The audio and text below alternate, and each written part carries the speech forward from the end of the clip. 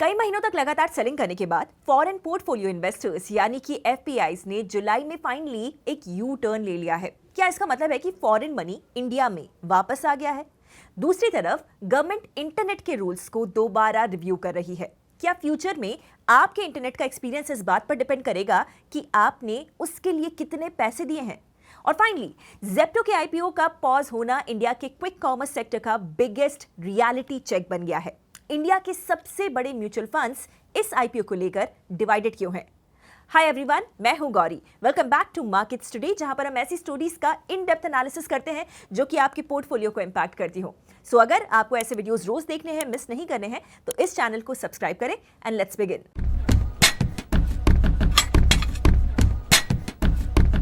पहली स्टोरी में जुलाई के महीने में फॉरेन इन्वेस्टर्स ने इंडियन इक्विटीज में 15,412 करोड़ रुपीस का नेट इन्वेस्टमेंट किया। एज अपोज टू दिस पिछले कई महीनों से पिक्चर बिल्कुल डिफरेंट थी।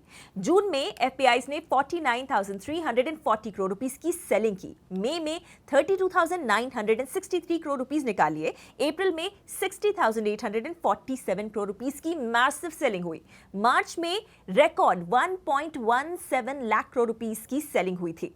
यानी कि जुलाई की इस बाइंग से पहले कई महीनों तक इंडियन मार्केट से लगातार पैसा बाहर निकल रहा था। तो अचानक से जुलाई में सेंटिमेंट क्यों बदल गया? एक्सपर्ट्स के मुताबिक इसके पीछे एक से ज्यादा मेजर रीजंस हैं। First is of course US Iran tensions में थोड़ा सा ईजिंग होना, क्रूड ऑयल प्राइसेस का सॉफ्ट होना और साथ ही ग्लोबल रिस्क एपेटाइट का इंप्रूव होना। लेकिन इस स्टोरी का सबसे इंटरेस्टिंग एंगल ये है कि पिछले 2 सालों से फॉरेन इन्वेस्टर्स एशिया के एआई ट्रेड में हेवीली इन्वेस्टेड थे, स्पेशली साउथ कोरिया और ताइवान जैसे टेक हेवी मार्केट्स में। अब जब एआई ट्रेड को ग्लोबली दोबारा से इवैल्यूएट किया जा रहा है तो साउथ कोरिया और ताइवान से भी काफी बड़ा पैसा बाहर निकल रहा है। साउथ कोरिया में सिर्फ जुलाई के महीने में फॉरेन इन्वेस्टर्स ने $12.5 बिलियन के इक्विटीज को बेच दिया और ताइवान में फॉरेन इन्वेस्टर्स ने $23.4 बिलियन की सेलिंग की। इसी ग्लोबल रोटेशन प्रोसेस में इंडिया में शॉर्ट कवरिंग देखने को मिली, जिसने इंडियन मार्केट के सेलिंग प्रेशर को फिलहाल के लिए कम कर दिया। लेकिन एक्सपर्ट्स इस बाइंग को परमानेंट कमबैक नहीं मान रहे हैं। उनका कहना है कि ये ग्लोबल फंड्स की एक टैक्टिकल रीपोजिशनिंग हो सकती है, ना कि इंडिया के लिए कोई लॉन्ग टर्म एलोकेशन। आगे भी एफआईआई बाइंग कंटिन्यू होगी या फिर नहीं, ये आने वाले टाइम में क्रूड ऑयल प्राइसेस, रुपी की स्टेबिलिटी और इंडियन कंपनीज के क्वार्टरली रिजल्ट्स पर डिपेंड करेगा। बट यहाँ एक बहुत बड़ा क्वेश्चन भी आता है, क्या इंडियन स्टॉक मार्केट अब भी फॉरेन इन्वेस्टर्स पर पहले जितना डिपेंडेंट है? डेटा एक्चुअली बिल्कुल अलग स्टोरी बताता है। इस साल डोमेस्टिक इंस्टीट्यूशनल इन्वेस्टर्स यानी कि डीआईआईज ने 5 लाख करोड़ रुपए से ज्यादा इन्वेस्ट किए हैं, जो कि एफपीआईज के टोटल 2.58 लाख करोड़ रुपीस की सेलिंग को कंफर्टेबली अब्सॉर्ब कर गया। सिर्फ जुलाई के महीने में ही डीआईआईज ने करीब 35,000 करोड़ रुपए की बाइंग की है। इस मैसिव डोमेस्टिक सपोर्ट के पीछे रिटेल इन्वेस्टर्स के मंथली एसआईपी इनफ्लोज हैं। इसी स्ट्रॉन्ग रिटेल पावर की वजह से हेवी फॉरेन सेलिंग के बावजूद इंडियन मार्केट्स पिछले कई महीनों में पॉजिटिव रिटर्न्स देने में सक्सेसफुल रहे हैं। ओवरऑल पिक्चर यह है कि जुलाई ने फॉरेन इन्वेस्टर्स के सेंटिमेंट में एक पॉजिटिव शिफ्ट जरूर दिखाया है, लेकिन ये लॉन्ग टर्म ट्रेंड है या नहीं, ये कहना अभी मुश्किल है। अच्छी बात यह है कि इंडियन मार्केट की स्ट्रेंथ अब सिर्फ फॉरेन मनी पर डिपेंडेंट नहीं है। डोमेस्टिक इन्वेस्टर्स और म्यूचुअल फंड्स एक रॉक सॉलिड सपोर्ट सिस्टम बन चुके हैं। फिर भी ग्लोबल कैपिटल फ्लोज का इंपैक्ट पूरी तरीके से खत्म नहीं हुआ है और इसीलिए आने वाले महीनों में एफपीआई बाइंग सस्टेन होती है या फिर नहीं, उस पर मार्केट का नेक्स्ट डायरेक्शन काफी हद तक डिपेंड करेगा। क्या आपको लगता है कि एफपीआईज इस बार आ गए हैं इंडिया तो लंबा टिकेंगे? नीचे कमेंट्स में अपना व्यूज जरूर शेयर कीजिए। अब आते हैं दूसरी स्टोरी पर। क्या इंडिया का इंटरनेट हमेशा के लिए बदलने वाला है? अब तक आप और मैं एक ही इंटरनेट हाईवे पर चलते थे, चाहे आप इंस्टाग्राम रील देख रहे हो, ऑनलाइन गेम खेल रहे हो या कोई हॉस्पिटल इमरजेंसी सिस्टम को रन कर रहा हो। सबको सीट और स्पीड बराबर मिलती थी। इसे हम कहते हैं नेट न्यूट्रलिटी। लेकिन अब टेलीकॉम कंपनीज जैसे कि जियो और एयरटेल एक नया फीचर लाना चाहती हैं, जिसे कि कहते हैं नेटवर्क स्लाइसिंग। सिंपल भाषा में कहें तो अब इंटरनेट पर एक वीआईपी एक्सप्रेस लेन बनेगी। जो एक्स्ट्रा पैसा देगा उसे अल्ट्रा फास्ट और जीरो लैग वाला इंटरनेट मिलेगा और बाकी लोग नॉर्मल लेन में चलेंगे।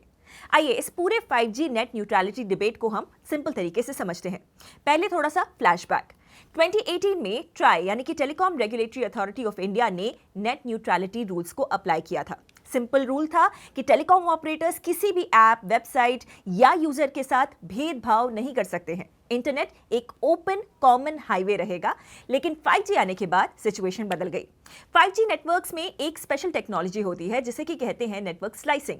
इसका मतलब यह होता है कि टेलीकॉम ऑपरेटर्स एक ही फिजिकल 5G टावर से मल्टीपल वर्चुअल लेन्स बना सकते हैं। लेन 1 अल्ट्रा लो लेटेंसी लेन होगी, जिसके लिए gamers and live streamers extra pay कर सकते हैं।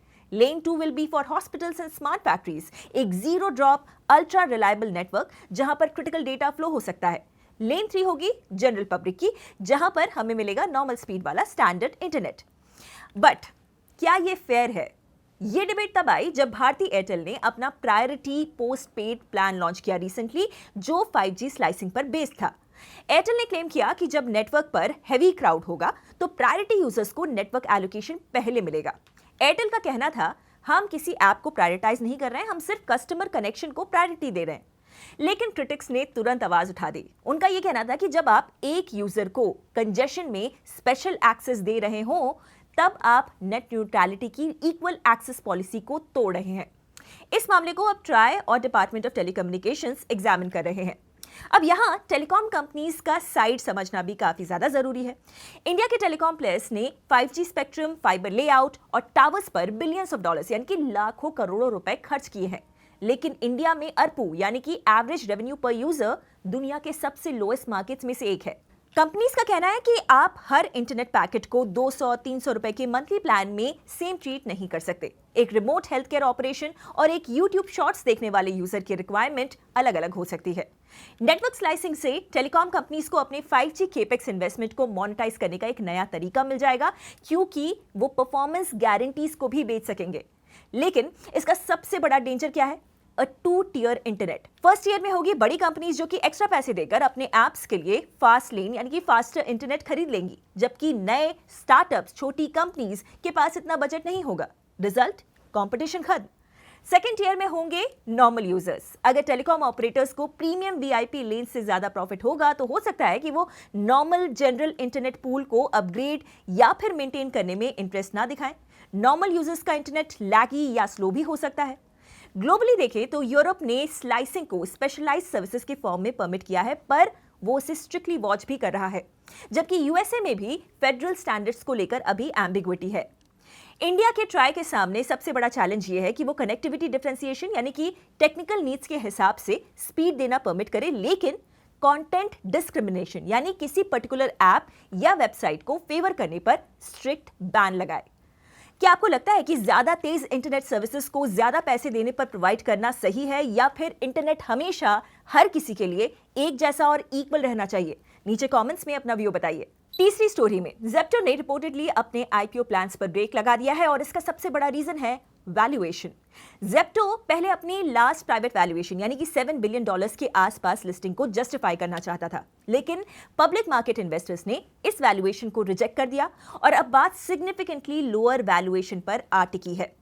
यहां सबसे बड़ा नंबर यह है कि कंपनी ने अपनी करंट मार्केट पोजीशन तक पहुंचने के लिए लगभग 10,000 करोड़ रुपए का मैसिव कैश बर्न किया है।